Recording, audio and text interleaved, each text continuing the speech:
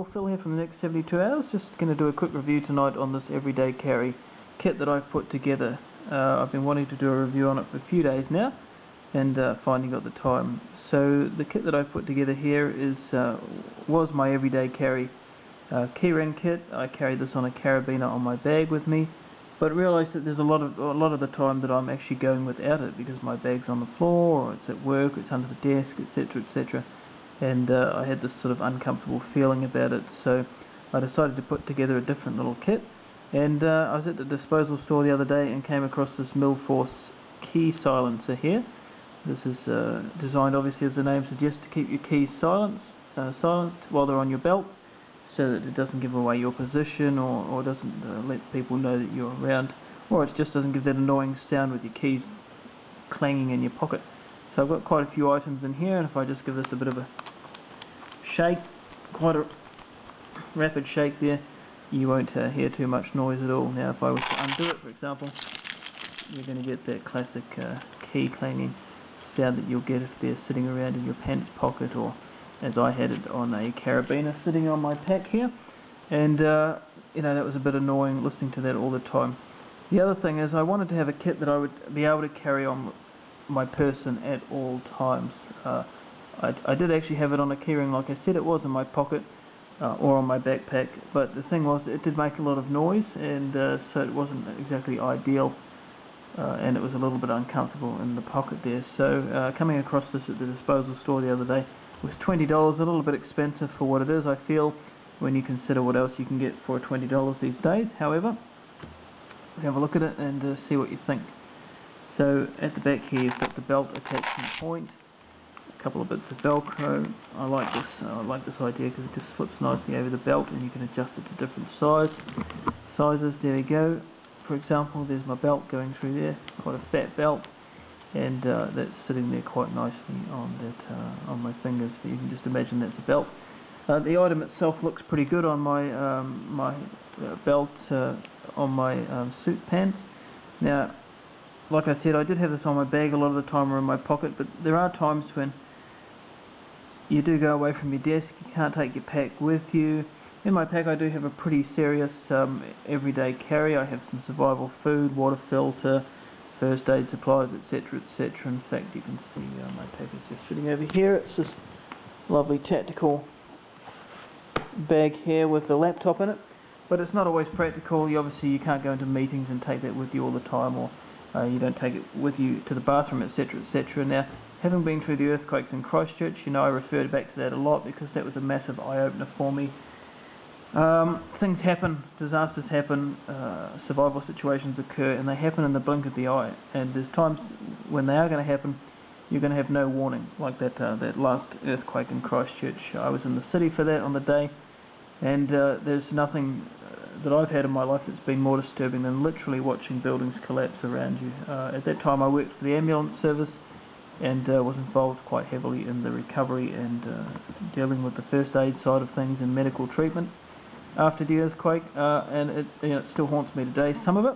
Obviously other people are going to be a lot more haunted by the things they've seen, etc., etc., but it's just my experience, and I use a lot of that for the things that I'm doing. I think back to that experience and that time, and go from there. So anyway, this is something that I know. I do go to work. I generally always wear pants when I'm at work, I'd like to think, most days, if not every day, and so I can pretty much guarantee that this is going to be on my pants at all times. So it's really, really convenient. It sits there, like I said, it doesn't bulge out too much, it's not out of place.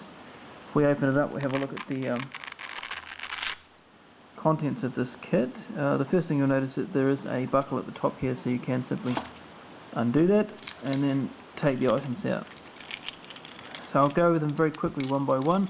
Obviously this is the house key here, not much explaining needed to be done about that. Along with that I've got this LED keyring here, keychain torch. Now I did a review on this the other day. It's got a massive battery life. I think it's around about 16-17 hours. Really, really good. If you're in a survival situation or a disaster situation, you're in a power outage, something like this, it doesn't cost much, it doesn't take up much space. Break it over 4 or 5 days, say, for power outage, you've got a good few hours a night of lighting. it really does light up a room very, very well. It was impressively powerful for the size of it, and so that's why I've included that on this kit here. We're expecting some more to come in shortly to be sold, and obviously we'll let you know when those come in. The next item we've got on here is the Acme Tornado Whistle. This is a SOLAS approved whistle, which means it can be used in marine environments. It's designed for search and rescue, etc., etc., and very, very loud, very, very high pitched. You can hear that from a long distance. It takes a lot less energy to blow this than it does to scream out for help. It can be heard over a lot of machinery, and so it's the ideal thing to have in a survival or urban everyday carry kit in case something does go astray. The next item on here is a ferrocerium rod. I've got that, of course, for starting fires. You can see I've used this one a few times to test out. And for the striker, obviously, I've been using this DermaSafe blade here now. This multi-use. On the one hand, you've got this blunt edge here. This is what I'm currently using to strike the fire. It works reasonably well. You do obviously have to be very careful because this is extremely sharp.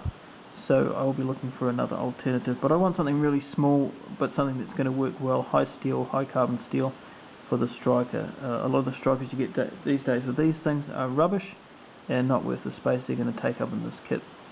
Which brings me up to this blade here. This is obviously very, very sharp. It's made in the USA. High visibility orange, which is great for visibility, obviously, as the name, the colour would suggest. Now we'll just open it out here and have a look. This has been used a lot for certain things like feathering. It's not going to be as sharp as it was when I first got it, but obviously,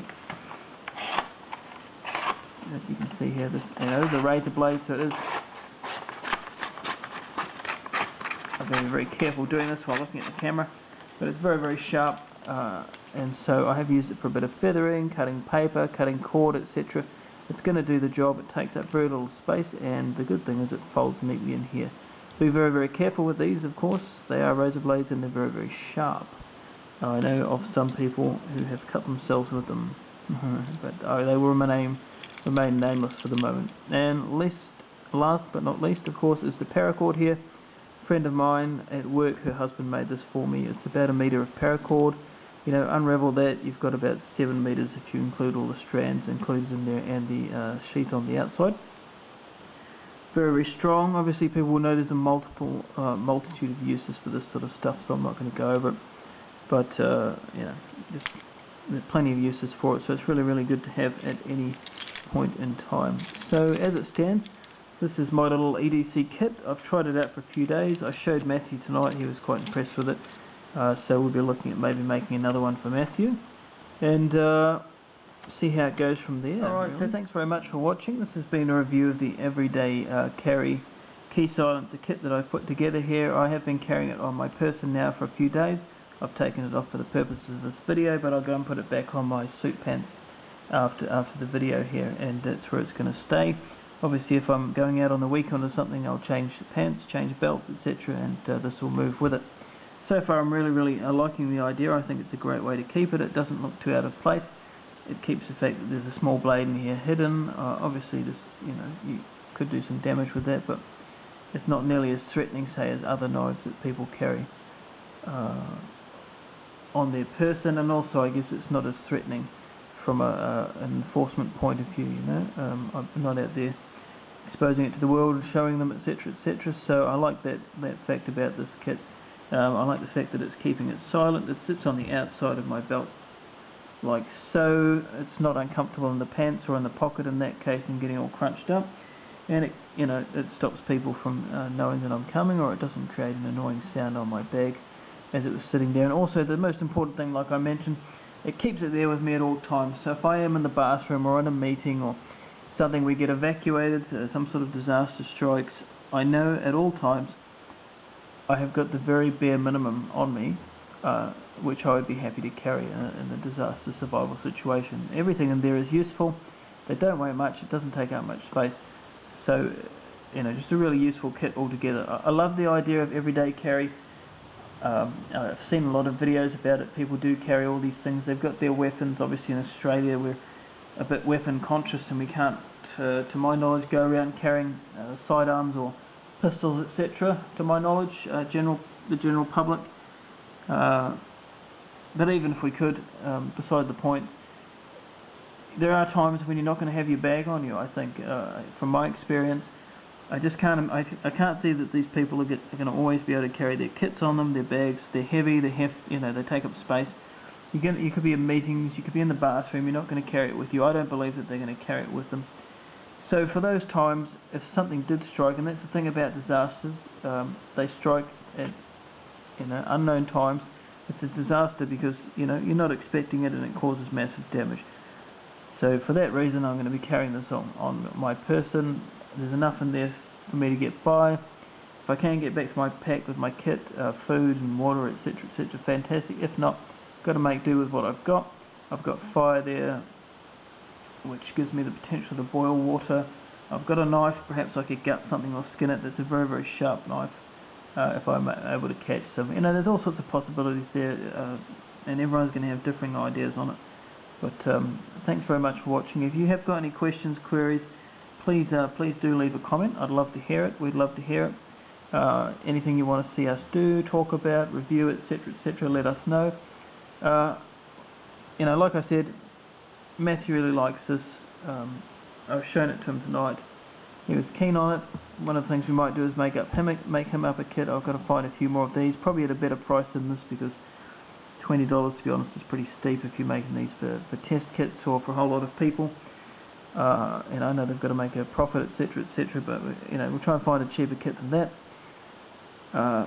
And so we can put a few together. We might give a couple away as giveaways. That would be a really great idea. I think people would like these kits. I think so. Let us know what you think. If you think that we should do a giveaway on that, if you'd be keen on entering a competition or some sort of prize giveaway for this sort of kit, and let us know what you might be interested in doing for that. There's so many great competitions out there. I'm trying to rack my brain to think of something original or something for you guys to do. So if there's anything you want to do or some sort of subject in particular you're keen on having a go, just let me know. The other thing is I found this in the garage. This is my old Leatherman case. I swapped it out for something a little bit more tactical, which you can see on my backpack there, and as a result don't use this anymore, so I thought it'd be really nice maybe to make a kit out of this one. You can see it's a nice leather. It's got the belt attachment point at the back there. Obviously this one's not Velcro, so you got to take the belt off to get this off, but it might be a nice kit for you to keep on your work pants or your outdoor pants or something like that. And here obviously on the side it's got a neat wee pocket which could easily fit a small blade and a ferrocerium rod, for example. So I might play around with that and see if we can't do a really cool kit to give away. It could be that we fit a small tin in here or something and make a full-on little survival kit. Which I think that's a damn good idea. We'll work on that over the weekend, see what we can't put together, and look at doing a giveaway using that, and see if I can't get some more of these. Matthew and I will put them together, test out our kits, see what we think, what he likes, what I like, and then look at doing a giveaway on that, as well as some of our snakebite kits and some other stuff that we've come up with as well. So this has been Phil, Next 72 Hours. Thanks very much for watching. Any queries, questions, comments, please leave them. Love to get them, whether they're negative or positive. It's all experience building and shows us what we're doing right, what we're doing wrong. Thanks very much for watching, and catch you all